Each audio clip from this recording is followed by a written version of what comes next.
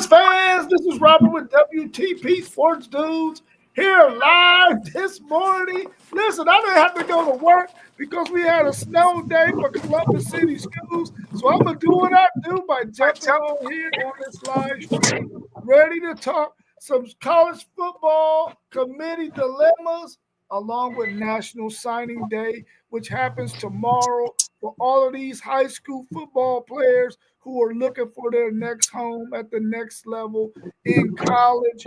Also, Penn State. What are you waiting on? When are you going to finally hire a head coach? What you doing? Let's welcome our man FanDuel Zaya of the FanDuel Zaya podcast to the show. How you feeling, FanDuel Zaya? Oh man, I'm good. I like how you rubbed it in that you ain't had to go to work though, my boy. For sure, because I know you out there beat that snow up, aren't you? Yeah, I'm good. I'm done now. I just finished up. I've been here since 7. Oh, okay, good, man. I'm glad you got that done. For sure. We also got our man SEC Sean in the building with us. How you feeling, SEC Sean? Well, I was feeling pretty good till you started speaking about being off today. I agree with Zaya on this, man. We this ain't right. I know that's right. Hey, listen. You know, I'm sitting here stuck with all this snow all around the place, and you sitting at home nice and warm. I mean, come on, man. Hey, about 20 minutes ago, I wasn't nice and warm because I had to go out there and shovel that daggone snow, man. I'm gonna tell you that's my one main advantage for living in an apartment up here is they take care of all that for me. I know that's right. I know that's right. Man, there's a lot going on being said. Whole bunch of people out there talking about all this stuff that's facing this college football playoff committee. If you let Notre Dame in, you got to let Miami in because they won the head-to-head. If you put in Ole Miss and they done lost their whole offensive staff, how can you do that when you played Florida State a couple of years ago when their starting quarterback went down?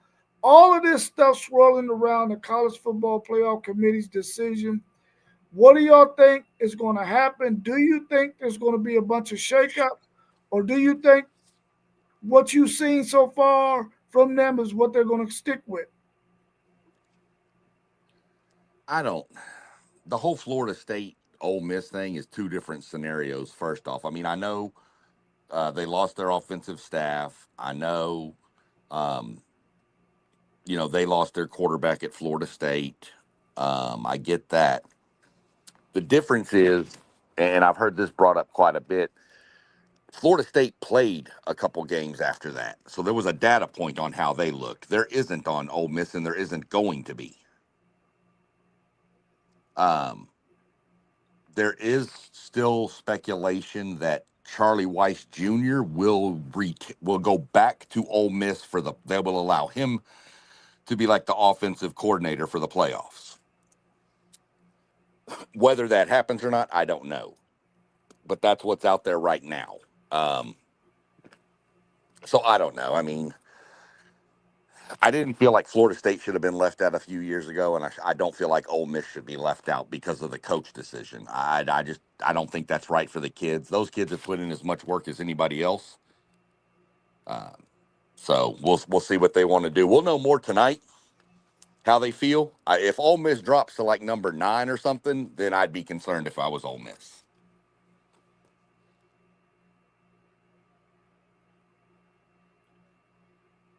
Yeah. Yeah, I ain't even catch the question. What do you think about the fact that the committee might look at Ole Miss, the fact that they don't have any offensive staff on their team right now because Lane Kiffin going to LSU took all of those coaches with him. Do you think that they will get penalized and not make the college football playoffs because of that? No, I think you gotta let them in just because of the amount of teams that's already like that the playoffs got expanded to. But Florida State, it was only a 14 playoff, so that fourth and 15 or that fifth and 16, that was right there on the bubble. you could tell like without Jordan Travis that year, they wasn't gonna be the same. You know what I mean? Like I don't care if they won a bowl game or not. They would have probably got popped if they would have let them into the playoffs. So I think this is a totally different situation just because of the number of teams that we got. Just because of the number of teams we got, you know. So nah, absolutely, they got to get in. I don't care if they the last team though, but let them in, let them boys play. You know, as long as they got their roster intact, they should be able to go out there and see what they can do. You know. How much? Like if Ole Miss gets in, how much of a chance are you giving this Ole Miss staff that's coming in to coach this offense? How much do you think it's going to allow them to be able to be competitive? And can they even win a game uh, with the fact that they don't have an offensive staff right now? I mean, they kept Joe Judge. He was the quarterback coach. I mean, he knows the offense. I mean, at this point in the year, these players know the plays. So, I mean, they kept him, and I want to say they kept one more member of the offensive staff, and I can't remember who it is. But, um, yeah, I mean, I don't. That's just they've got the offensive staff. Can they win a game? Yeah, that team is still super talented. Um, I'd be a little more I mean, I'd be really concerned if the entire coaching staff left, DC and everything. But I think with Joe Judge staying there as the quarterback and he was an offensive assistant, that they'll be. I think they'll be okay. Man, listen, I don't care if Lane Kiffin wasn't going nowhere. I thought they was gonna lose in the first round. I'm not sure about Ole Miss like other people are. I don't think they battle tested. I think their schedule was weak. I just feel like barring the right matchup, as long as they skipped out on like Oklahoma or somebody that ain't got no offense, I feel like they was going. I feel like they was going to lose the whole time. I really don't give them a good chance to win in the first round. Like their odds of winning in the first round went even more down for me. Yeah. Do you think the committee will drop them any, or do you think they will stay? Because before this happened, it looked like the top 6 or 7 teams would stay in that same vicinity. They might move positions within that top 6 or 7, but I didn't think any of them would fall out beyond that 6 or 7. I mean, between 1 through 7. Do you think Ole Miss could probably fall between 12 and 8? Yeah, I can guarantee you that they're somewhere between 8 and 11. I can guarantee you that. Yeah, it's going to be that's going to be crazy to look at because they beat Oklahoma, who was a team that could jump them head to head. But I could see them. I could see them maybe slipping back to 8. Um, Probably worst case I see is 9. Um, that's just my worst case. I think it's going to be hard to put Oklahoma above them based on the head to head. Even though the coach is gone, I get that, but you know, and you can't really move Alabama ahead of them either because Alabama lost to Oklahoma. So I think 8 to 9 is probably where you're going to see Ole Miss slot in. Let Hey, me. I'm just going off of data points from what I've seen in the past. Losing your coach right before the playoffs it can be catastrophic. You know what I'm saying? Like just like for instance, if let's say let's say Indiana lost Mendoza, you don't think they would switch seeds? You don't think they would switch the seed for Indiana, knowing that their Heisman Trophy runner up or runner player in the race, he out? You don't think they would switch that seed, bro? That's a major loss, and we seen how different a coach can make just in the regular season this year, and just with Michigan or somebody like when Sharon Moore was suspended. We thought we was like, oh, this coach right here, he trying to let Underwood loose. He doing quarterback runs. Coaches just coach different, bro. And that's a major loss to lose your coach because he gonna coach the game different. I don't know much about this Golden dude, so I don't know if he's an aggressive dude, conservative dude, but we understand what kind of offensive mind Lane Kiffin is. So I mean, like, what was the best part of Ole Miss that led up to this point in the season? Their offense has been explosive. That's a tough. Hey, listen, that defense is decent, but I mean, like I said, you got to look at their schedule for real. It matters who you played and how you beat them. It matters, and we done seen them beat some bad teams by some close margins all year long. Let's welcome our man T1 of City League TV to the show. How you feeling, T1? I'm feeling great, feeling great. What it do? What it do? Hey, I watched a little bit of that Ole Miss game yesterday. I was not impressed by their defense, and I'm confused to how they so great, how they have such a great record. But I guess from hearing what Zay said, they had quite a few close games that they were able to pull out. But man, I didn't see much. I'm just gonna be honest. Yeah, their schedule was not that tough in the Big 12. I mean, in the SEC this year, they didn't play a lot of the major players. They played Georgia and Oklahoma were probably the only two teams that they played that were really decent. Everybody else outside of that, they weren't top SEC teams. So that's probably why they're looking so good. And I think that's what some of the people who are buying to try to get into this playoff, some of the coaches who are out there, Steve Sarkisian being one of them, that's what their whole gripe is if you got teams that are ranked in that top 10 who don't have the kind of resume that a Texas has, or some of the other teams who are a little bit further down. You can mention USC in that as well because they played a much better schedule than Ole Miss. They played a much better schedule than several of those teams that are up there. When you start thinking about a Miami and Notre Dame, of course they played Notre Dame and lost. So you can kill that argument there. But a big dilemma right now is what do you do with this Miami team? What do you do with this Notre Dame team who played each other early in the season and Miami got the head to head? But Notre Dame's rest of their schedule outside of USC does not look good because their other two games that they played against Miami and Texas A&M, they lost both of those contests. What do you think they'll do with these two teams? Can you leave one out and keep the other?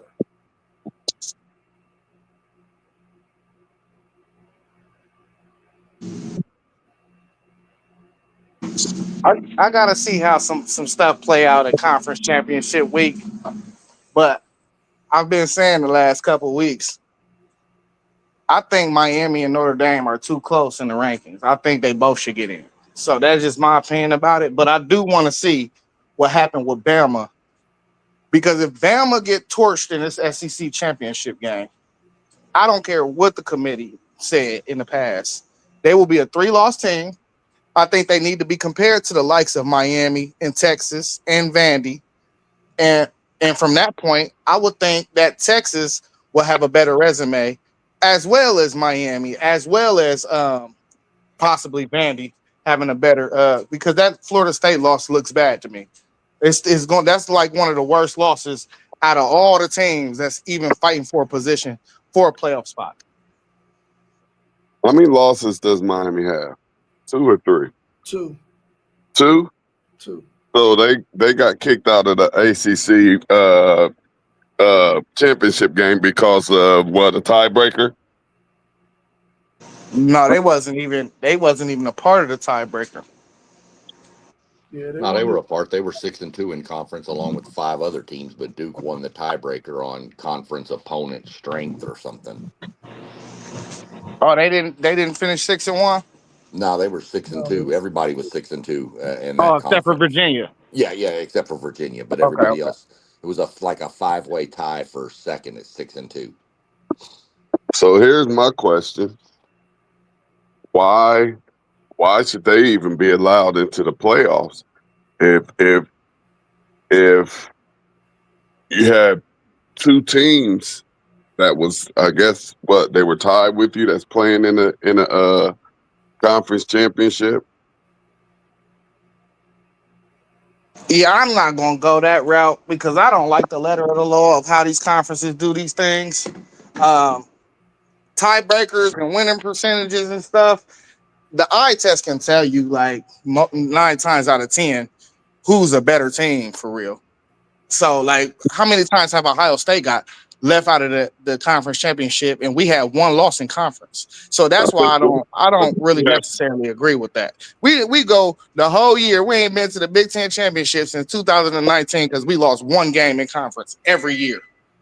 I don't like that tiebreaker stuff. I think they should always take the team ranked highest in the polls. I agree with that. I agree with that 110%. I ain't even gonna lie. The best tiebreakers I've ever seen are done, believe it or not, in high school football in Texas. It's just a point They still system. do the coin flip. No, it's a point system. You cap it at 17. Plus or minus 17 is the most you can do. And you go with common opponents, all the teams that are tied, they add up the points. Whoever's got the two, then it goes head to head after that. If it's more than a 3-way tie, it knocks out people and then goes to head to head. It's the easiest scenario. They do it in every classification in every district in Texas the same way. And it's at the end of the game in the regular season, you know exactly who's in. The only way it goes to coin flips back then is if all the points are even too, which is so rare to happen. It very rarely does, but it did this year, believe it or not. But that's to me, that's just these tiebreakers, and because you're not playing balanced schedules in conferences anymore. There's no balanced scheduling that you're playing. Everybody's playing the same teams. It's comparing win-loss records like A&M this year, for example. Looking at our schedule going into the season, we would have won almost every tiebreaker. But because South Carolina, LSU, and Auburn all fell apart, we lost every tiebreaker. So these playoff tiebreaker things are just retardedly stupid. I can't deal with them. Um, they're so hard to figure out. I mean, strength of common winning percentage, strength of opponent's record, strength of grandma's pumpkin pie versus grandpa's pecan. I don't know what's going on anymore. And this one in the ACC really makes absolutely no sense to me. How you got Virginia? They finished the season 10-2, 7-1 in conference, right? Then you got Duke 6-2 in conference, right? But they're 7-5 overall. But they're playing in the freaking ACC championship game. That makes no freaking sense to me. And then everybody else that was 6-2 in conference, they got more than 2 losses, either 3 losses or 4 losses. But Miami is right there, the only team that got 2 losses at 6-2, finishes 10-2, but they can't go to the championship game, and a 7-5 team gets to go. That shit makes no sense, man. That makes absolutely no sense. So they need to fix their tiebreaker. Mossberg, tell your people at the ACC they need to get their stuff together, bro, because that makes absolutely no sense that a 10-2 Miami team is not playing in the conference championship game over a 7-5 Duke team who they didn't even play each other. Yeah, so there's no head-to-head there to even go by or nothing. That makes no sense to me. Can you clear that up for us, Mossberg, and welcome to the show. Man, good. What is it? Morning, good afternoon. It's good to see everybody, man. I see you still repping T1. It's good to see you in here doing your thing, man, and enjoying y'all's off day with all the crazy snow, man. The ACC, it's a mess. Like you were saying, for me watching it, I mean, Miami is well deserving of it. We see their resume. And when teams don't play each other, it really is something to think about. And we talk about the conference championship. So I think this is a statement and possibly a testament to conference championships being out the window in the years to come, possibly the ACC breaking down and not even being a conference in the next few years as well. It's tough for me to watch the ACC championship. I normally do watch it. It's going to be a little tough this year. Not really looking forward to it. You know, myself losing to the Virginia team the way we did, felt like we could have won that game based on a few calls that could have went our way. But it's tough. It sucks, but that's college football for you this year. A lot of chaos. Who will be 3 and 4 in the ACC? Be out of the tiebreaker. I think that would be. It was I think it was SMU and Pitt, maybe. So I was about to say well, Miami was 3 according to their thing. It was Virginia, Miami. Then I think it was SMU and maybe Pitt, maybe. That's why we need to go to 14. They need to get their 2 bids, and 1 versus 4 and 2 versus 3 should be playing this weekend to see who get in. Yeah. Yeah, they need to do something, man, because that is kind of I think the committee could have, if the ACC would have fixed this thing for them, that could have really helped the committee out.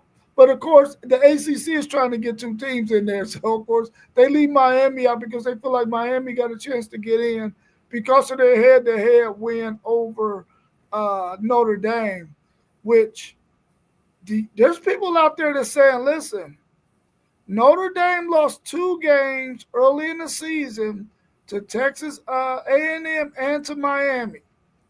The only other good game they had or good team on their schedule that they had was USC.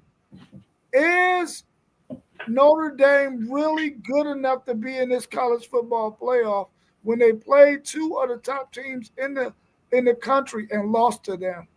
And they only got 1 credible win over USC, who was ranked 17 or somewhere around there. A lot of people out there are vying for their teams to get in and hoping that the committee will move Miami and Notre Dame out. Because if you move Notre Dame out, then you can move Miami out.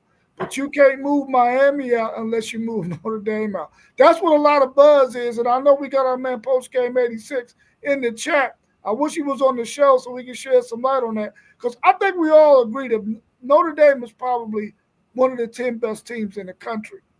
But according to what the committee got to come up with, they got their hands tied, in my opinion.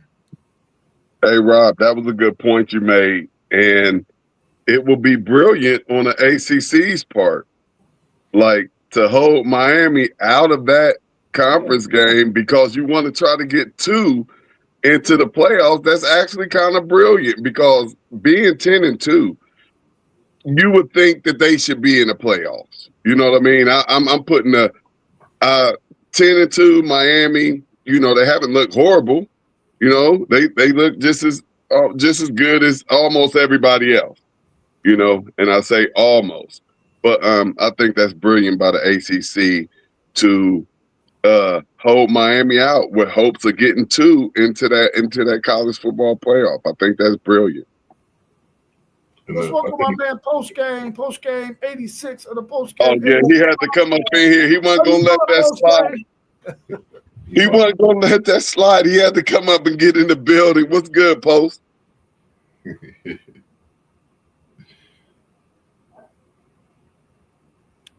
Is he in there with the juice? He probably just blowing off a little bit of steam. He about to get no. Might have to call him Freeman. Might have to say Freeman. Oh, okay. Can you hear us, Postgame? Yeah, how y'all doing this morning? What's good, Post? Good, man. Yeah, good. What's the word, Rob? Hey, man, there's a lot of buzz out there saying that If Miami doesn't get in, then Notre Dame shouldn't get in. But if Notre Dame gets in, then Miami should get in. But they should go hand in hand.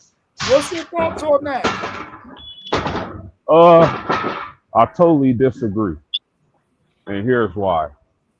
Uh, Miami lost to two unranked teams at the time that they played those teams. Notre Dame has pulled off 10 wins in a row after losing their first two games by a combined 4 points. Should have beat A&M if they would have, the rest would have done their job. Lost to Miami by a fourth quarter field goal. Uh, Notre Dame leads in metrics, in all sorts of metrics that the committee looks at when they decide who's going to make the playoffs or not. They lead Miami. They lead a lot of these fringe teams in those statistics that they look at to make their decisions. And Notre Dame's playing well, man. Outside of Ohio State, Indiana, I think, in my eyes, they're the third best team in college. Hey, that's a good point.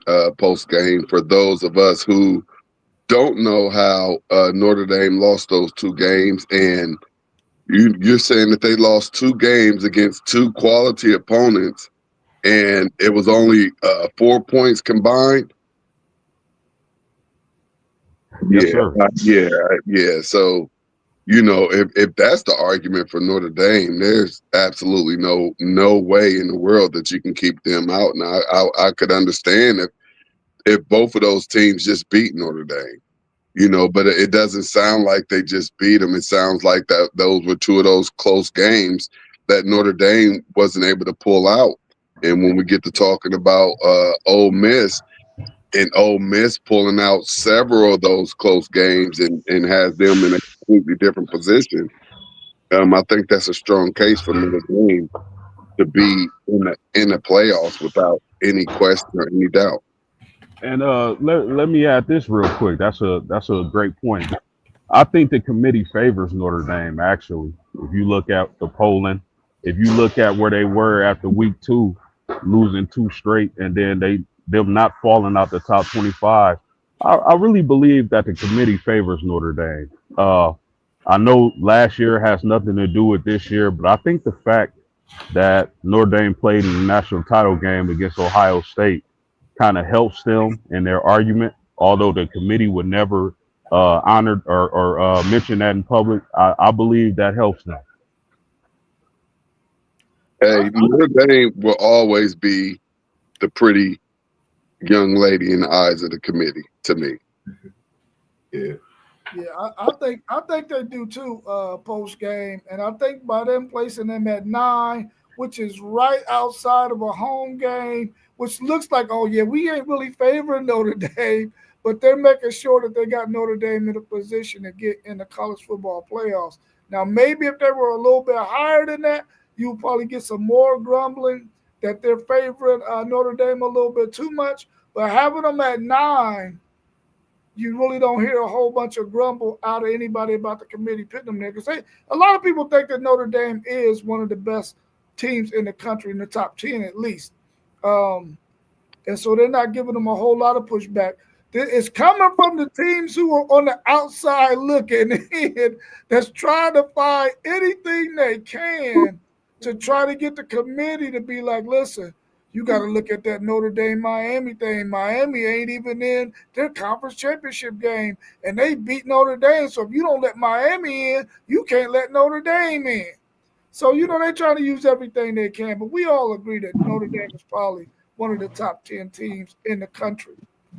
I heard y'all cooking on the ACC this morning, man. I had to get in, not to mention we talking ND, but I just got to say, man, the ACC is a total embarrassment.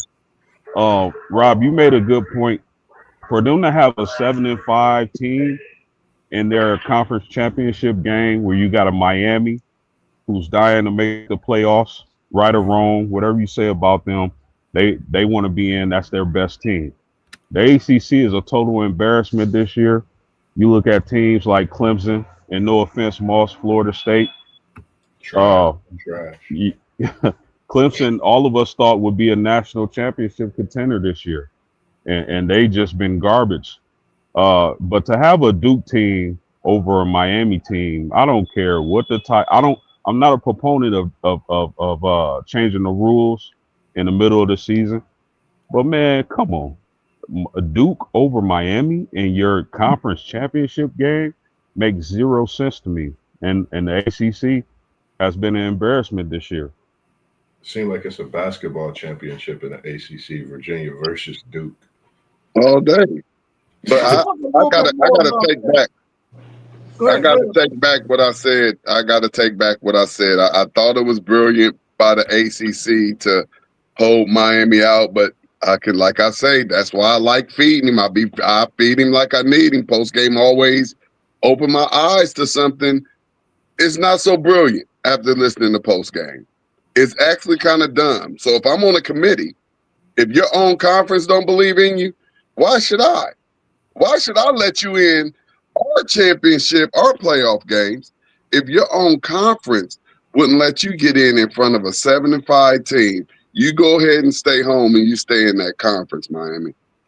Hey, can we stop talking about this like how we was talking about the COVID year? This is not. Listen, it's bylaws to each conference. The COVID year was different because of COVID. Every team wasn't participating. That's why Ohio State was able to go to the Big Ten championship without meeting the requirements. They cannot force Miami into the ACC championship game. That's a lawsuit. That's going against the bylaws of them signing, Duke signing with the ACC if they ever tried to even do that. You cannot do that. It was a COVID year. It was something totally different. So I mean, it just comes down to the tiebreaker. That's all. They're not leaving them out. If they could put Miami in that ACC championship, they would, but they can't. It's not legal. No, all You I'm must That saying is is spot you on. hold all That on. I'm that You saying you that is it you right must there. have Is not spot been on. listening. There Hold on, is. hold on. You must have not been listening. So that's That's the exactly what second I just. time he said that post. That's why I said that the T1. That's the second time before you got on stream. He said that. Oh, okay, my bad. But what you just said, I agree. They definitely shouldn't change the rules this late in the game. I do too. And all I'm getting at with that point is I can't let I ain't let Miami in either. So we're gonna hold the same whatever the ACC was thinking and doing over there. We looking at it the same way. They unfortunately they can't get in. We're gonna have to take whoever win that championship game. Man, Yeah, my thing is this though: as long as they've been playing football, you think there hasn't been a scenario that has come up like this one to where they could have fixed those bylaws years ago? That we don't have a case like this. A damn 7-5 That's 7-5. Yeah, that's ridiculous. making That's it to your ridiculous. man. Come on, man, that's crazy. Yeah, but And what we're these tiebreakers are set in place years ahead of time, and they're all voted on by each member school. yeah, So yeah, I agree. I agree with that. I agree with that, there's and there's I nothing that understand it. Miami can do. I mean, yet they could have won one more game in conference. yeah. That would have solved the That's problem, exactly what they could have did. but they I think didn't.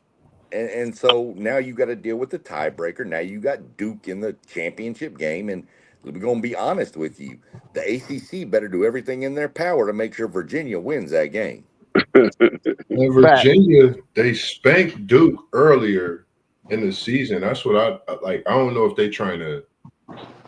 That's what I'm trying to get at. Like, is Duke going to put some kind of fight into this game to give it some kind of chaos? Because the way Virginia did them earlier in the season, it's like Virginia can come out and do the same thing, but even more. But Duke has gotten better throughout those games. But looking at Duke's schedule, they really haven't played nobody but Virginia, and now they get to play them again in the championship. And like you said, like it's crazy how the bylaws is, and that we looking at this because I think this is going to start You said Listen, Duke it's you got to said be. Duke didn't play It's got nobody to be. but Virginia. What's Duke's schedule? Duke played. They started off with No, I eight. said what's Duke's schedule? That's what I was just I mean looking their record. I'm sorry. They're 7-5. 7-5. 7-5, and like that's what I'm like. All of these, I'm tired of the schedule talk. I'm tired of didn't play nobody. How Duke ain't play nobody and they 7-5? They got beat by 5 bodies. They're Like terrible. You Uh, played somebody. Do you want me to name the teams? All of that stuff has got to. I'm just tired of all of this scheduling and ain't playing nobody because guess what? There's just like over in the Big Big Ten. There's 15 other teams that's playing in the Big Ten. Only one other one outside Ohio State is undefeated. So it ain't just easy where you can just go out there and win every single game. It's not. T1, they lost to Tulane, bro. Tulane, if they make the playoffs, they're going to get popped. This is what we're saying, bro. You got to stop ignoring these schedules because this is what it is. We know the good teams. We know the bad teams. That's why it got to be collateral damage. It got to be collateral damage because one thing our eyes tell us is that Notre Dame is a top 4 or 5 team in the country. That's what our eyes tell us. They lost the head-to-head with Miami. So if you compare them together, then that means BYU. If you don't win, you're not in. If Alabama get popped in the SEC championship, if you don't win, you're not in because we're not leaving the 4th or 5th best team out, and then there's another team ranked right next to them, and they beat them head to head. It got to be collateral damage. The crazy thing about it ain't even the loss to Tulane that concerns me, Zay. It's the loss to UConn. Yep. Man, they lost to UConn. Oh man, come on. UConn decent, man. Hold up. UConn's not bad. Don't get me wrong. They're not as bad as they Yeah, used to but be. they're not a team either. Give them a basketball. Come on. I mean, guys. hell, they finished 7-3. Wow. The crazy thing out of the new rankings in the top 25, SMU, Pittsburgh, SMU, Pitt, Louisville, they all received votes to get in the top 25. Duke didn't receive no votes to get into the top 25, but they're in the SEC championship. And What if if you they win this game? What happens if Duke wins this game? Duke is not winning this game, this may be one of those where you can go and make you a couple dollars. Does anybody know what the spread is? What the spread is on this I was thing? about to go It tell sounds you. like it should be pretty big. This the house for the grandbaby, T1. Go put the house on it. We sure Duke ain't gonna win this game. What's the spread? Anything can happen, bro. 3.5. 3.5. You said 3.5. Are you serious? I know my glasses. Y'all trying to get me in some trouble, man. Y'all Oh, trying I to already get put me in mine some down. possible financial trouble if it's rigged and I go put my money in on this thing, man. Look I'm at telling Zay. Double. Hey, who you going for, T? Zay Man, ready it sounds like easy money to me. Who you betting on? Virginia. I'm ready. I think I want to put the new whip out there on it and everything. I'm like, hey, 3 points. Where the game at? And how much did they beat Duke by in the first game? I think 17. Right? Yeah. They beat them Yeah. by 17, 34, 17. 17? Oh, yeah. Where is it? I forget where the ACC champ. It's in Charlotte this year. Charlotte, Bank of America. Ooh, that's close too. Is that where the Panthers play at? Yeah. Yeah. That's a nice stadium. That's I like close. that. That's a beautiful stadium. I love that stadium. I've never been in it, but I love when I pass it. Every time I pass it, I say I got to get up in there, man. Catch me a game, and I'm gonna catch me a game too. I'm gonna catch one next year. I tried to go in there in the off season, man, and the security dude was like, nah. I actually want to go and catch that Cleveland game. I'm mad that I didn't. You know, I'm mad that I didn't, but you know, I have another opportunity. I told you, Zay, man, on Panthers, man. I told you that off season, man, on Carolina Panthers was going to do something special. Yeah. All right, y'all. Let's talk a little bit about National Signing Day. We done gave this committee a lot of our thoughts on what the hell is going to happen. National Signing Day is tomorrow. How is it looking for y'all's teams? And do y'all see y'all stealing somebody? Well, not stealing, or flipping somebody from one of the other teams that they're already committed to?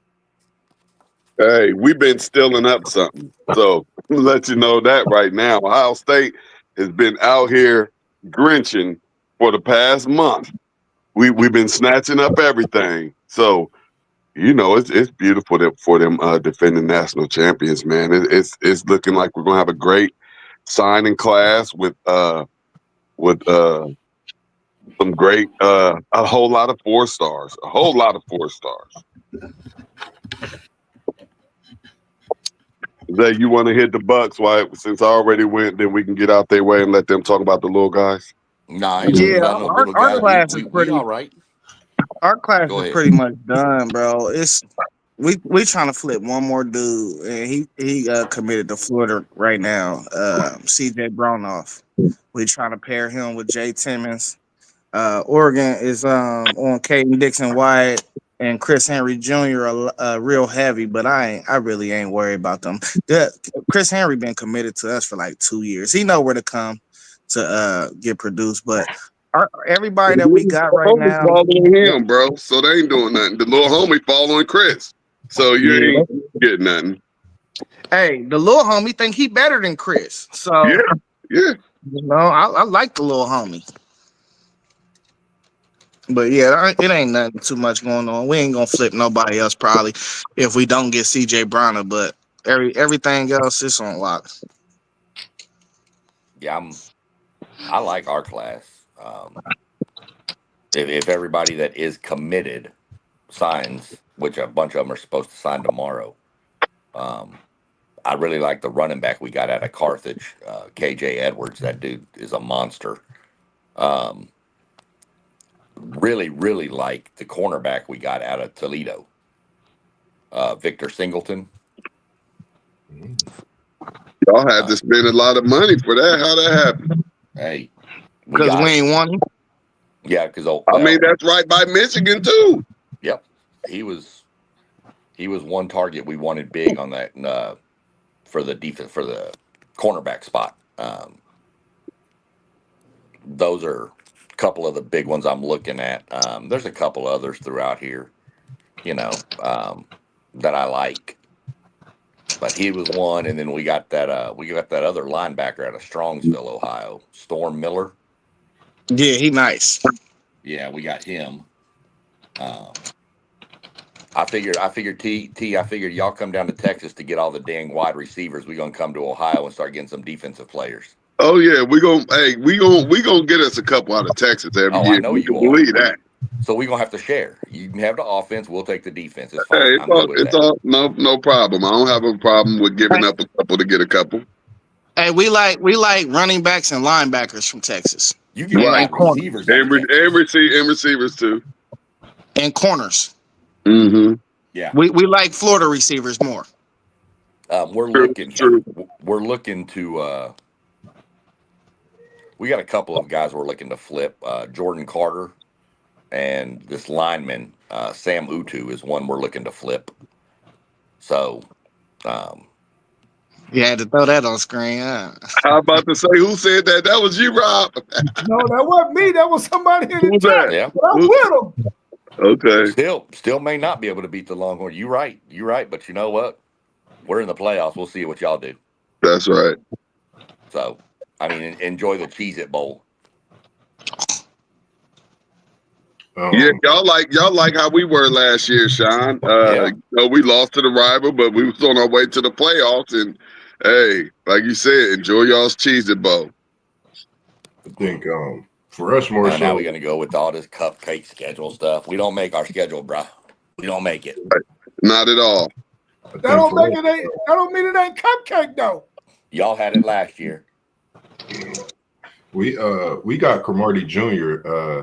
His dad played in NFL. Of course, that's a big pickup. I think losing Timmons. Hey, first of all, who is we? Who is your team, Moss? Because I'm Come on, man. confused. Come I on, don't man. know if you Stop Michigan or doing that, Notre man. Dame or Florida State. man. Stop Okay. I just know you like Michigan and Notre Dame. You like worse than me. You got three. Questions, man. Florida State, man. Niggas don't stop. It's always gonna be Florida State, man. Y'all want me to join y'all's teams? Just know No, that. you want to join our team. Never Nobody asked you to put that Ohio State shirt on. Yeah, You we good, wanted to bro. put that Ohio State That shirt was a on. bet. That was actually a basketball shirt. Who betted you? Because it wasn't Me and me. you. That was No, the it bowl game. wasn't. That's what I'm trying to tell you. You said on stream, we got the footage. You were like, Zay, and if we don't win 6 games, I'm going to put a Ohio State shirt on. That's what you said. I That never was said for you. bet me. That was Okay. just because. All right. But Hey, anyway, he just did a one time for the one time for us. That's it. that's it. Hey, Moss B, I appreciate you, my brother. You look He wanna- real good in it, bro. I'll give you a care package, bro. I would have preferred for it to be scarlet, but I'll take it gray. It's all gravy. Because right now, I don't know if you got on a Buckeye shirt right now. Oh, I see it's great. You might have on a gray Buckeye shirt right now. I don't know. No Buckeye shirt, definitely. But losing Timmons was something I looked at. But having Antonio Cromartie Jr., I like that. Being there for the secondary, I like the way our secondary did look this past season, even though they were young. I think having him and his skill set to help have a few offensive linemen that we're signing, and we're looking to take away a defensive end, an edge rusher. Is between him and Maryland. That's in Maryland right now, Florida State of Maryland. We hoping that we could get him. It'll be a pickup for us that we would like to have 4-star defensive end. He can get after the quarterback, and outside of that, really just reloaded. We got 39 commits, so I'm really looking forward to this class that we have coming in, and that we have. Did you say 39? 39 commits. So we're looking at a pretty good class, and I think that's part of the reason as well that we still have Norvell, because he did do a great job of bringing in this class coming in for this 25-26 season next year. So I'm definitely, of course, optimistic, but I think with the class we got coming in, I think it'll make a way and turn things around. And like I said, I like what we had coming in this year, young and playing, but I think it's time for those guys to be those next guys up and be able to get on the field and get that action. That's just my thoughts on this young Florida State team. I like them. I was going to ask you that question. Do you think that them keeping Norvell really helped to solidify that recruiting class for y'all? But you had answered it before I got a chance to answer your question. Anything you want to add post game about Notre Dame's recruitment before I talk about Texas? Yes, sir. I just want to say to Zay and T-Wine, Chris Henry gonna be sick. But anyway, this is Notre Dame's best recruiting class, I want to say ever. But if I'm being realistic, I would say since probably 05, 06, when Big Charlie Weiss got Kyle Rudolph, Golden Tate, and all those guys. But I'm really excited about the tight end prospect, Ian Primer, out of Kansas. He's just a monster, and he's athletic and fast. The secondary is stupendous. The secondary recruits they were able to get and will sign today or tomorrow, whichever day signing day is. But just the athleticism, the speed at wide receiver is something that Notre Dame fans aren't used to. So kudos to Marcus Freeman and that staff.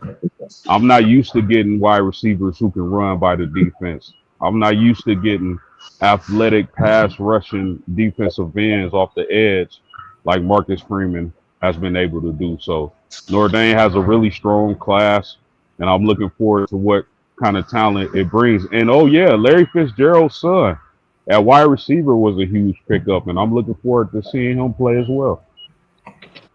Y'all keep getting them NFL sons, don't y'all? Yeah. Penn State. Yeah, you got to. My bad, Rob. You got to sell the moms first. You sell the moms, your kid gonna commit. Gold diggers. Penn State Sports Talk 70-28. Yeah, you're right about that. Notre Dame and Texas. I'm not being overrated though, but USC is probably going to have a better class than them. Texas is going to fall in right around 6 or 7 in this year's recruiting class, down from number 1 last year. We're trying to flip 3 guys. We're trying to get Malachi Lee to transfer or to flip from Michigan to Texas. We need that offensive lineman. Another lineman, Rodriguez, that is going to LSU right now. We're trying to flip him because, as you know, we need some offensive line help. Along with a young man, I think his name is Terry and Davis, in Washington. He was committed to USC. If you go check out this guy's stats, his stats is through the roof. He got receiving yards, passing yards, and he plays corner. So this guy has some amazing stats. Hopefully, we can get him to flip. But outside of that, they're going to keep the rest of their recruiting class, except they're probably going to lose Cleveland. He's probably going to end up going elsewhere. He's the only one that they're probably going to lose that has been committed to them. So they'll probably finish around 6 or 7. And also Penn State Sports Talk 728. We really do hope that Penn State gets a really good coach. We know that they're being very, very patient. I just don't know who's out there available, but we're getting ready to talk about that right now. What do y'all think about Penn State and the fact that they haven't hired a coach yet? Which direction do you think they're going to go? They already messed up. They let Michigan State get Pat Fitzgerald. They shouldn't have never let that happen. They should have got him. Yep. Yep. That Pat was a bit. Pat Fitzgerald got a whole bunch of smart dudes that's unathletic, like actually balling in the Big Ten. He's a Northwestern coach. They are super competitive as a team, and I don't know why they ain't go after him. That's the guy they should have hired. Michigan State will be back to beat Michigan again too. In about 2, I give it 2 years. Yep. I think with Penn If State, he could bring some kids in, it could be next year. I'm gonna give him 2 though. You know, I ain't gonna be greedy. I think for Penn State, they really looking. You got to think Penn State. They known for having an identity. Linebacker University. We know what they produce, and you got to think they just produced one of the defensive ends we talked about in Abdul Carter. So we know what Penn State can bring in. Is what coach, and BYU's coach has been one that's been a hot talk and a topic as of late. And that just my opinion would be a great fit for Penn State.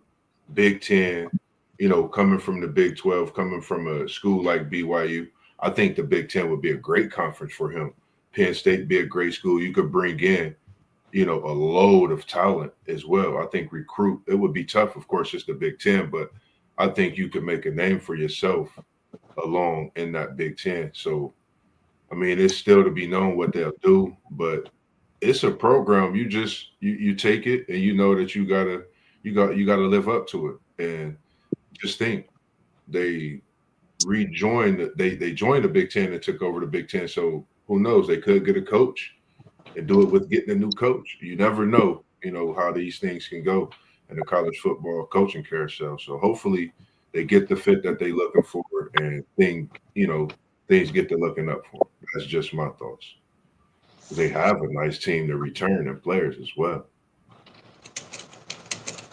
Yeah, Penn State always have players, and I just hope Hartline looked at Knowles and said, I don't think I want to make that type of jump in decision that could change my whole career in 3 or 4 years.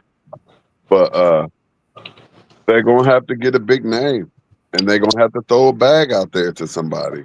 They'll have to either get a big name or just one of the hottest names and steal somebody. But as I said, that just to me, the hottest coaching gigs are not in the SEC or the Big Ten. If you plan on playing and competing for a national championship, I just think it's just going to be hard for you to climb up to the top and get past, the Ohio States and the Bamas and Georgias and Texas and Michigans and Oregons, and the USC's is coming, and it's going to be more Big 12 teams. Big SEC teams. That is, some of them mid majors are going to get even better too, just because of the playing field being more even and leveled out. But that's not a pretty job to me. It's a great job. It's going to pay you a lot. You're going to get some players. You can keep up the tradition, but the tradition isn't winning national championships. To be the best, you got to compete with the best. So, I mean, it's a tough job. I agree. You know, when you come to the Big Ten, you got Ohio State, like you said, you got Oregon, you got USC that's gaining.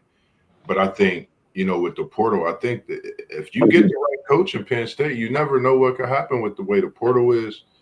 And I like what Penn State have at that young quarterback. You know, they have a quarterback that could throw the ball. We know what they could do with the running game. So they actually had a, you know, receiver they could go deep to.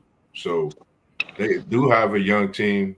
It's just going to take someone to come in and do what they do best, and that's just, you know, put their head in first and get their coaching in.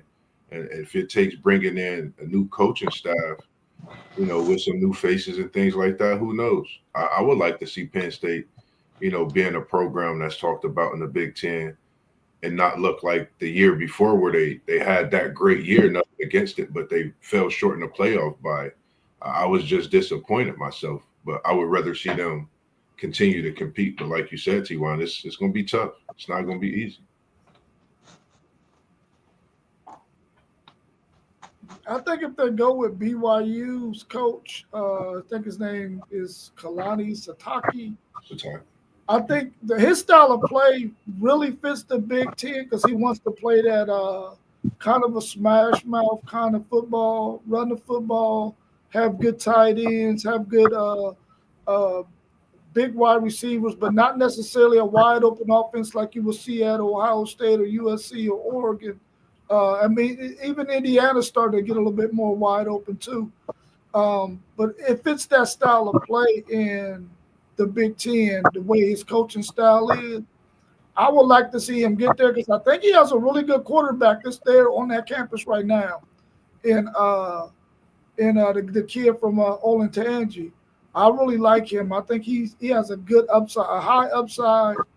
So when you got that already in place, a good quarterback that you can build around, you got a chance to really be successful.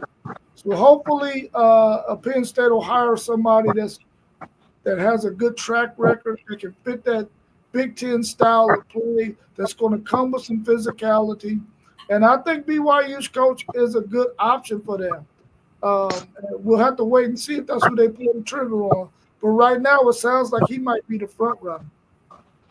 Yeah, we see. Whoever they hire, they need to make sure they can lock down that state. That's all. Yeah, That's the biggest part of it. Locking yeah, down them recruits in that state because they got talent in they Pennsylvania. got talent in Pennsylvania. Smash, They do. They do. because that I think that freshman, if I'm not mistaken, that young freshman they got is from Pennsylvania. That young kid that played very well this year. I think he's from Pennsylvania, if I'm not mistaken. So they do got some talent there for sure. Hey, let me ask this question. So, hypothetically speaking, you get this new coach coming here, and you're at year 3 of this guy, and you're still at 8-4. You know what I mean? 8-4, maybe 9-3, with a 7-5 up in there. How many years does this coach get to come in and and uh and show that he's the long term answer for this school?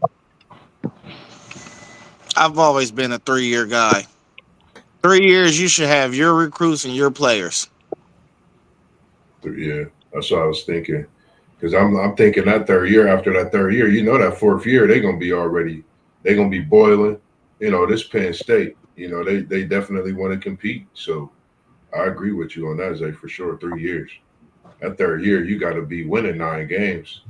You know, you got to be getting into the playoff. You got to be getting into the Big Ten championship, one or the other.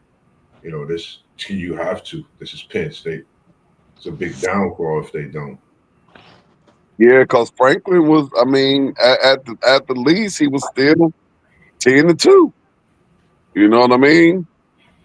10-2, competing. You know, he just couldn't win them big games. And I'm glad you mentioned that because even with Franklin having that record, they just kept gnawing him about the big game. So coming into Penn State, you got to be ready for the big game. You got to mark that on your schedule. You got to be ready. I'm talking about before you sign the dotted line, for that big money. You got to come in knowing that when you going through this process, these big games is games that you want to knock out. You got to speak about that. That's the the fan base don't want to see big games lost by anybody coming in, any coach, let alone having losing seasons. We are. Uh, I haven't heard that in some years, and that's what Penn State is. So getting back to that is enough for them. Yeah, and Penn State messed up us having four in Penn State and Michigan. Like both of them. Like that's why I'm so upset this year that like we're only getting three teams. It's just hard for me to comprehend that we can only get three teams that's qualified to play for a 12-team national championship. We got a Penn State, we got a Michigan, like and even a USC, and we can only get three. Like it just don't sit well with me. And Penn State, they were in the playoffs last year. Now they out. Peace to Penn State. Well, it looks like, man, I know he probably not trying to come back to coaching, but if I was Penn State, I would have gave Urban Meyer a blank check. I think they reached out to him, Post. Ooh. I think they reached out to him. He turned them down. He said he cool. Yeah, he must really be done there. But And I mean, I don't think he would go to a Big Ten school and go play Ohio State. I don't think he'd do that. And then they doing Fox on college football too. Ooh, yeah, I mean, given the options Penn State has as far as looking for a coach, yeah, they could find a hot shot, all fresh, young offensive coordinator. The coach from BYU might be solid, but I mean, you almost was better off keeping Franklin. Right. But I got a bigger one for you than that, Post. Throw a big, stupid, dumb, diddy dumb bag at Saban. And was like, man, just come try it for 2 years and see what you can do with this NIL thing. And we're gonna give you the bag to go get everybody. Let's see if you can really, really make history and concrete yourself as the greatest coach ever in college football. I, Nah, I, I wouldn't mind that story. I like to see Dabo at Penn State. What about Dabo Ooh, that would be a nice switch up for Dabo. I like that. coming to the That's big? somebody that's out here coaching right now. Like, really, I'm gonna be honest. I would say any coach from the SEC that's a hot name for the ACC. Now, that's who that Penn State job should look really, really tasteful to. Like, all right, it's hard down here in the SEC country. Let me go up to the Big Ten and go see if I can, beat Ohio State. And if I can't, get up in these playoffs and go beat up on the SEC team. If I think the number one candidate should be Eli Drinkwitz. Who was that? Who was that? He's Missouri's coach. I think his style fit the Big Ten. I think it fit Penn State. I think he could recruit that state well enough and keep a lot of them dudes home. And if they could get 7 of their top 10 guys in each recruiting class, they'd be straight. I don't know if y'all mentioned it or not, I had to jump off real quick, but what if Alabama don't make the playoff? Kalen DeBoer. No, that don't fit to me. Culturally, it don't fit. I can see the cultural not being a fit. I just know that that's a name that was floated that if he left Alabama could be there. Damn, so that means you talking about another coach being bought out this year? Yeah. He's in what, year two? He's in year two. Yeah, he's in year two. Year two. And he got don't he got one of them crazy buyouts too? Probably. Everybody in the SEC does for sure. They all got outlandish. But buyouts don't really mean a whole lot to most of these teams. Look, with Kentucky just paid $34 million for Mark Stoops to go away. Yeah. I bet Kentucky wish they would have got rid of Mark Stoops when he got dropped off on that tarmac. Texas A&M was like, "Nah, you ain't coming here." They should have got rid of him then because the Well, writing was already on the wall for him. they didn't want to have to pay that buyout. If Yeah, Kentucky was going to do it, they would have been smarter to do it last year when there was no SEC jobs open, so they would have had like first pick. yeah, Just like, I mean, Penn State, I don't know what they're doing. They were one of the first ones to get rid of their coach, and they're just lollygagging around trying to figure out who to hire. And a lot of the hotter names have already been snatched up. That's I post. don't think you got to go off of hot names. I think you got to do your due diligence. Yeah, You that's I got can to post. agree take with your that because time. I mean, we went with Mike Elko. He wasn't really one of the hotter names, but we went with Elko because of the culture fit, and it's so far has worked out. So yeah. Yeah, I And he think was you need to so, get it. Go go ahead. ahead, go ahead, I, Fandu. yeah, I think you need to get it right by all means because you cannot be fresh off a playoff berth. I don't care if it's a no name dude. If he come in and he do the job well, he do the job well. I think you just got to get it right. Yeah, and Mike Elko was y'all's defensive coordinator a couple years before he became the head coach, right?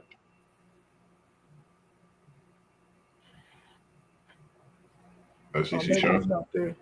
But I like that thought about Eli Drinkowitz too. I thought somebody was going to pluck him from Missouri, but maybe Missouri had some back talk and was like, "Hey, listen, we gonna give you this or this or this if you just go ahead and stay." But I thought for sure somebody was going to pluck Eli Drinkowitz for sure. They gave him a contract extension. I don't think they gave him one yet, but I'm quite sure that they had to be saying something because his name was buzzing out there for a minute with teams that was possibly going to be thinking about, trying to pluck him from them. So I'm quite sure they must have been saying something. I don't think they signed anything yet, but I'm quite sure they had to be saying something to him for Just got him not to entertain some of those thoughts that was out there. What if he one of them guys though that's like, let me finish this out with my guys, and he been having talks under the table though. You know what I'm saying? Like, let's Yeah, just finish this season. I don't want to do that to my team. You know what I mean? Because this whole Lane Kiffin stuff look bad. Eli yes. Eli did sign a he 6 year signed extension. an Oh, he extension. did. Oh Okay. yeah, it's over for Yeah, him. Yeah. 2031. Thanks for that. All right, y'all got anything else y'all want to add? We right up coming up on about an hour and 10 minutes. Anything else y'all want to add? I don't think I got anything. Yeah, we're gonna be. What time is the college football playoff committee thing tonight? Should be 7:45, right? Ain't it at 7:45? Yeah, it should be. If it changed, because they've been switching the time up just randomly at times. Oh, it's been games on. Yeah, because of the games and stuff on. It should be in between 7:30 and 8:30. I'm about to get on there and check and get. Of course, we'll all get in a group chat. Do you think any of the rankings would, you know, be anywhere close to what the top 25 is looking like? Because the top 25 is looking interesting in that top, 15, 17 tier that we speak about a lot. Just seeing some of those rankings is looking, similar to what we talked about the other day in the top 10, but it's going to be an interesting playoff look for me. Yeah, I don't think it's gonna be much. I don't think it's gonna be much different. Definitely not at the top, but down there by where those 9 through 12 or 8 through 12 or wherever, maybe even 7 through 12. Um, it it should look different for the college football playoffs. Really, Real quick, do y'all think with Oklahoma struggling with LSU, do you think they drop any? There's been a lot of talk and a lot of buzz about it. There's been a they lot probably of they buzz. they probably won't. Doesn't Oklahoma have 2 losses? They got Yes. Oklahoma in the top 12, right? Yeah, they're, Yeah. they're So number 8 right now. yeah, I don't see them moving them, but I mean they could possibly. We've seen Yeah, people. I think the most likely team to slide back is Ole Miss, so that would mean Oklahoma wouldn't slide back for me. I could see OU and Notre Dame jumping Ole Miss. How much can what's Notre Dame's rank? How much higher can they go this week? Because this is their last piece of movement, right? Yeah, they Notre Dame probably ain't gonna move. I think they might stay idle Where because where where they at? What numbers Notre Dame? Yeah, they was nah. at 9. 9. Okay, So so y'all don't think they can get that 8th spot and get a home game? I get Yeah, Notre Dame 7. I yeah, I think they mean, should get 7, but I don't think they're gonna move. I don't think they're gonna move either. You don't yeah, think they go? You don't think y'all don't think so? Y'all don't think they're gonna move from 9? if Ole Miss jump back, if they jump Ole Miss back, they'll move up one spot. I say they going to 7 regardless. I say Notre Dame 7 come playoff So time. you say Notre Dame getting a home game for sure? Yep. They deserve a home game, man. More Yeah. so than Oklahoma does for sure. Yeah. You put them against Oklahoma today, they cracked Oklahoma's defense. Love going. They got a 3-headed monster that could run the ball. If we seen them last week, they ran the ball. With Love coming Hey, on the sideline, that gave us opportunity to see what they really got in that backfield, and we seen it. hey, I'm telling y'all right now, it don't matter to me if they got a home game or not, because whether they're in South Bend or wherever, I'm gonna be at the crib. You heard me? You say it's going down at the Hey, crib. listen. I think the committee would have been jumped Notre Dame, like if they was gonna do it. Like they should, because if you look at that team, bro, and the way they've been playing, if you and they've been saying they've been going off of eye test a lot. Eye test, bro. They are a top 4 or 5 team in the country. They should have been jumping in the Yeah, rankings. if So they only I got don't. 2 losses by them little 4 points. Yeah, I think I'm telling you, they trying to protect their self and justifying Miami jumping into the playoffs at some point. So they got to leave them somewhere in between there and Miami, where close to Miami is. Yeah, I agree. Vandy in Texas is making this really hot right now. That playoff, and then of course y'all got the Big 12 teams. How many are they gonna get in? But that Vandy, the way Vandy look, and the way Texas has a strong argument, even though they have 3 losses. Man, it's gonna be crazy, y'all. All right, so let me ask this question. Let's make ourselves the committee. Be the committee, and they come to us right now today before we do this show and say, "All right, it's 6 of us in here. Who think that Miami will beat Notre Dame next week? Raise your hand. How many people in here raising their hand for Miami to beat Notre Dame next week right now on this committee? Say aye. I do not. All right, so we're Hey, gonna but so we're gonna reverse it. So we're gonna reverse it and say, all right, hear ye. The 6 of us we sitting here today. We got next week. We got Miami and Notre Dame meeting once again. We know Miami won that first game by 3. We got game. We got game. We gonna rematch them. Who you picking? Who you got? Notre Dame or Miami? Who's T1. picking Notre Dame? Say aye. that's an I. That's all right. That's T1. it. Your Aye. experiment was going real well. You didn't correctly do it. You were supposed to go down the line because they getting compared to with more teams. You Right. got to understand it. Okay. Yeah. I was just on them. I was just on them too. Yeah, but with Miami, I think before you even look at Notre Dame, you got to look at a BYU, an Alabama, a Texas. I think that's the group Miami is fighting right now. Well, Yeah. I was talking about the rankings part as well. Do you put Miami over top of Notre Dame since they beat Notre Dame way back in September, the beginning of September? Gotcha. But I think Miami. See, the problem with Miami is, uh, man, they fumbled the bag. They were ranked second. Y'all Yeah. gotta remember, Miami was ranked second in the nation.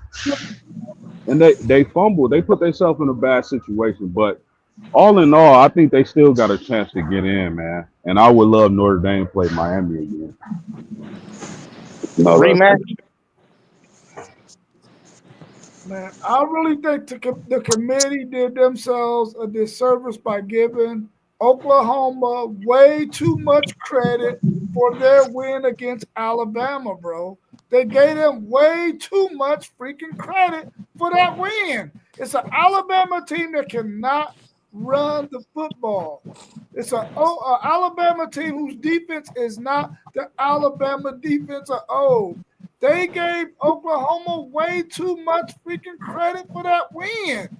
And now they rank 8th when they should be back there by 13, 14, 15, 16, 17. They Yeah, are but not hold on, now, hold on, football now, team, bro. hold on. You gotta slow down.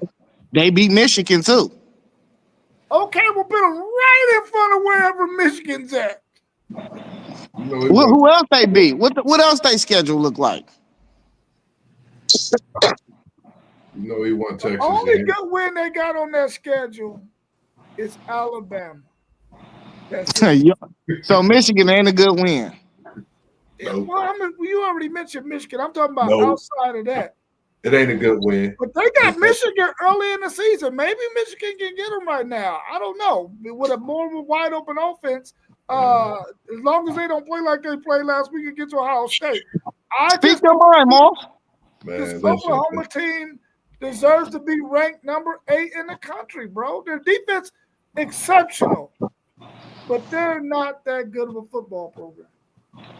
the crazy thing you say is Michigan not good. Michigan, no disrespect. I know I picked them to win the game Saturday. After watching that game Saturday, is Ohio State that good or Michigan that bad? I think it's a little bit of both. They have no pass game. I've really seen that. The run game will get stopped by Oklahoma, and Oklahoma will have that way in that secondary. Mateer will actually run the ball against that Michigan team just the same way he did it the first game. I Moss, think we'll be in trouble. they were down. They were down their best two running backs. Oklahoma beat that team when they had their best 2 running backs. What are we talking about? That was a good win. No, I'm saying it was a good win, but I don't think it's going to look that good at the end of the day. If we talking about how offense looked for Oklahoma, their offense looked good in that game against Michigan. They're 2 like teams, though. That's what I'm trying to tell you. They're 2 like teams. The That's what I'm difference. saying. Look at their offense then against Michigan in that game. Look at their offense now. I would have thought it would have improved. I will argue this though, and I know this is hypothetical, and I know we wouldn't get to see this. Michigan would probably beat them right now because Oklahoma can't run the ball either. Their offense can't do nothing now. Early in the season, they could do something because Mateer, he was still already. This is the Mateer pre-injury. We have not been seeing the same Mateer we've seen before the season started. But Michigan still can run the ball. You know, their defense is still solid. That's a good defense. You compare what you've seen against us, but if most of the people on this panel will say we will do that probably to 95% of the teams in the country. Right. And I feel like if OU can't run the ball, and if they did go against a Michigan, that means y'all probably they probably will have a hard time throwing the ball as well, because Michigan's front 4, front 7 is going to be in a backfield all day. Yeah, I agree. I think Michigan will have a hell of a time trying to move the ball without their top 2 running backs against this Oklahoma team. But I agree with y'all. I think that third string would do just like our third string running back come in and do. We have a nice stable of running backs as well, and that number 24 that they have, I can say he looks like a very good running back. He popped us for a couple little long ones too. He ran hard, and that offensive line going to continue to open up holes for him. You know, it don't matter. It don't matter who's back there. It appears, as good as Haynes was, once he went down and Marshall came in, there was no drop off. And I think Haynes might have averaged more yards per game when he came in those next 3 games or whatever, whatnot. And then I see this number 24 they put out there that like our stuff, man. Except we got 4 running backs. So I could see Michigan playing Oklahoma again and still having that dominant running game with number 24 and whoever that 4th string running back is. Man, The Oklahoma's offensive line, too. the offensive line gonna keep on opening up holes. Our defensive line. Either way, neither team is going to score points, many points. We know that. Yeah, the defense gonna win that game. We'll be looking at Underwood to basically depend on his arm to win the game. They better use his speed. The front is tough, man. Hey, you believe in Mateer to win a game with his arm right now? Yeah, over Underwood. Yeah. Come on, man. Okay. We're going to agree to disagree on that one. I believe in the deer enough, man. I feel like if you even, I don't think Underwood could get Mateer right now. I mean, I respect him, freshman. You got this talent in the long run, but I don't see him happening right now this season. Yeah, I think Underwood still got a lot of work to do, man. He got all the talent in the world, but he got some work to do. A lot of work. You got a lot of work to do. That's true. I also think the coaches ain't put him in the best position either, though. That Like, is how do you ain't run no jet sweeps for Marsh? You didn't run no bubbles for him. You didn't even try to get your best offensive player that was in the game the ball. So, like, what position? They didn't draw up no QB automatic QB runs for him. What position did they put him in to succeed? Right, because y'all defense too fast. Hey, no, but like they said, if he played for Urban Myers, he ran the ball 22 times. Yeah, they used him wrong.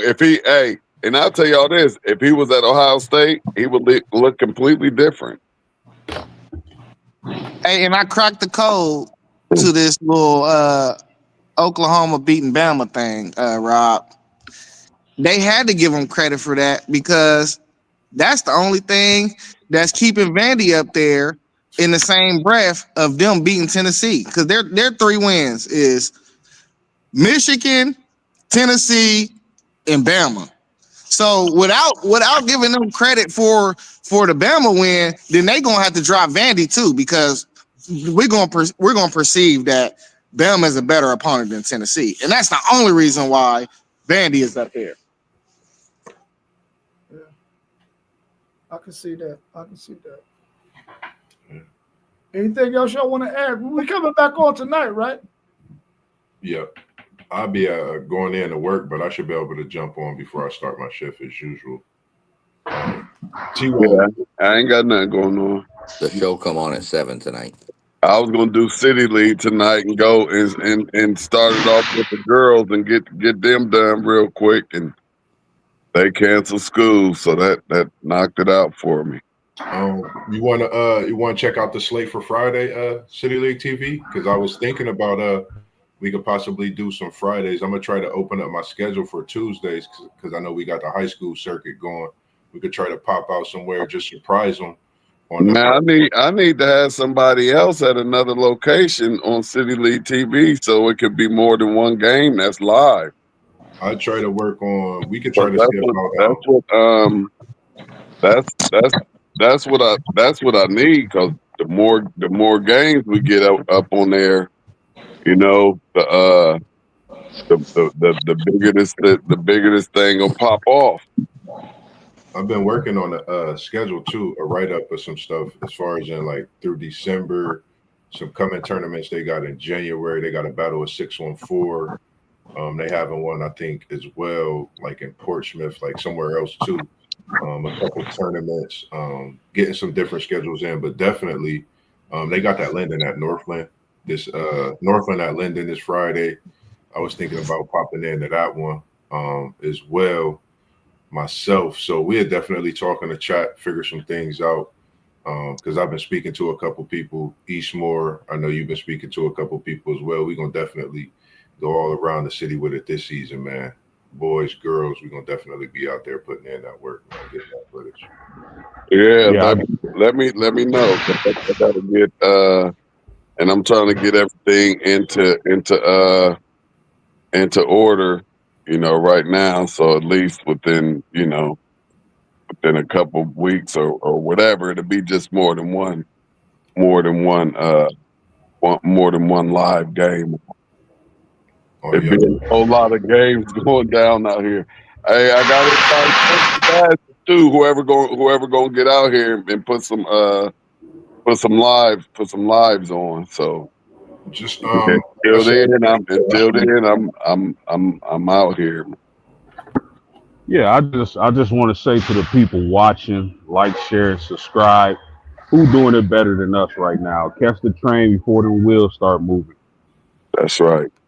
because I'm telling you, man, when this train get to chugging, it's gonna be like Major Pain, man. Chugga chugga, doo doo, man. And we just gonna keep rolling around the tracks, man. It's appreciate you, Unc, man. Every day, that's all I think about, man. Appreciate what we do, man. The chats, you guys, man. I'm tired as hell, but I know once I get this rest, it's gonna be, chill and getting ready for another day, man. But other than that, man, it's appreciated, man. Especially you, SEC Sean.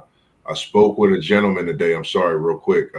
He should be tuning in, subscribing for that Texas high school football. He actually does work down in Texas. He's down. He's up here doing work. I met him cooking this morning. He does video graphics, all that media for a school down in Texas. It starts with the C. I can't remember the name. We'll talk more about it. He'll be subscribing to your channel, tuning in and all that. So we're going to be working on some things. I see a flight. I'm going to speak it into existence, man. We're going to be going down to Texas sooner than It's a school that starts with a C. That narrows it down to about 600. Right. I know. They colors just like white, yellow, black. Like they got all white jerseys, but that narrows it down to 300. Right. But I'll definitely try to remember it and get it for you. So yeah, I mean it's all good. I mean, yeah, he can subscribe. We went through it last night. Pretty interesting. Some, Doug asking some questions. Some of the stuff. If y'all watched last night, he asked what's the enrollment of some of those real small schools, and the one I was talking about the most was Strawn High School, 6-man football team. They have 46 kids in the school. That is nuts. That's nuts. You said And that's 46. there's smaller ones too than them, but they're 46 kids in the school. Wow. That's nuts. So you said that the committee goes on at 7 p.m. tonight. Yes. Do y'all want to be live when the committee is live, or y'all want to still stay at 7:45? Hey, No, what 7:45. comes on before the committee? Because it's always a basketball game, and then it never comes on until 7:45. Hold on a second. Let me look. Y'all just keep talking. Let me go pull up the. 7:45 because it's like an instant reaction at that point. Mm-hmm. Well, if they go at 7, let me see. I like how we was live with them though. Yeah. See, I prefer going live as they go live. Yeah, I like that as well. I'll be look. able to.